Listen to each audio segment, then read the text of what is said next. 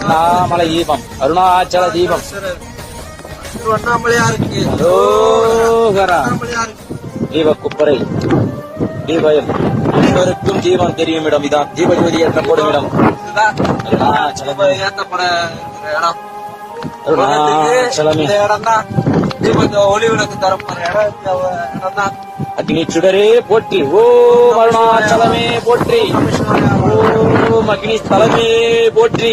அண்ணாமலையாருக்கு அரோஹரா, தீப ஜோதிக்கு அரோஹரா அப்படின்ற பக்தி முழக்கத்தோடு திருவண்ணாமலை உச்சிக்கு கொண்டு செல்லப்படும் மகா தீபம். கொட்டும் மழையையும் பொருட்படுத்தாமல் பக்தர்களின் நீண்ட நெடிய பயணம்.